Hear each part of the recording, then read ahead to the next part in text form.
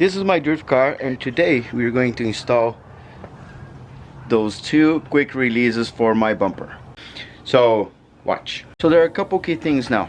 We got this little quick release and we got the size of the back. See this internal part? Find a cup like this, which is gonna cut a perfect circle. Now I need to be sure that my bumper is where I want to go, like high or low, and I know that this is a good spot. So I just marked from inside the bumper. Those are my two marks. So this is gonna be my cutoff right here. I'm just gonna drill those two. There you go. So now you can see the two tiny holes, but we need to do like this. There you go, one. Now with the bumper back in place, we go to one hole and we're gonna lift where we decided it goes, and I can see the pipe inside, so I'm gonna mark, and that's where we're gonna drill the hole and put the nutsack.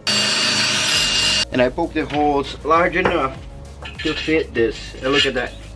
That's perfect there, and it's gonna lift my bumper a little bit and perfect in here.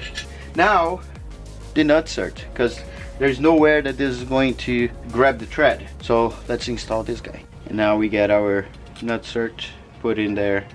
So this goes in, goes straight, and when I squeeze it, oh, nice.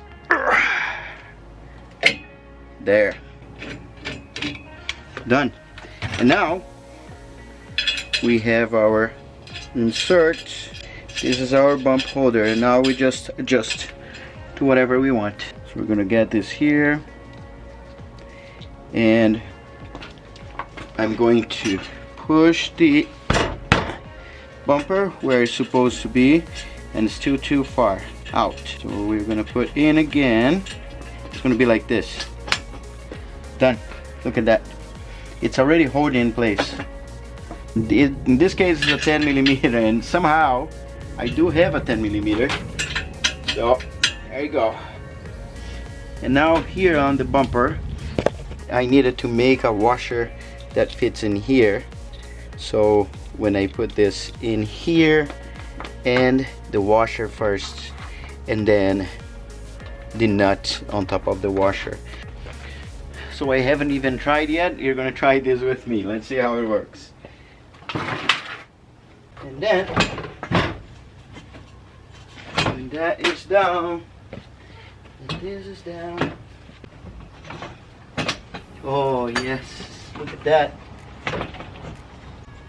Nice. This is perfect for my drift car.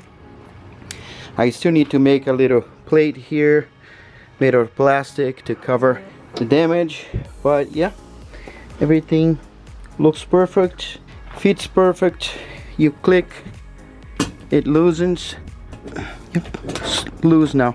Done. So I don't need to worry about this falling off anymore. It's very sturdy.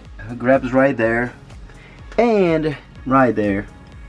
So that's where I got the sides, and then here we have our art. There you go.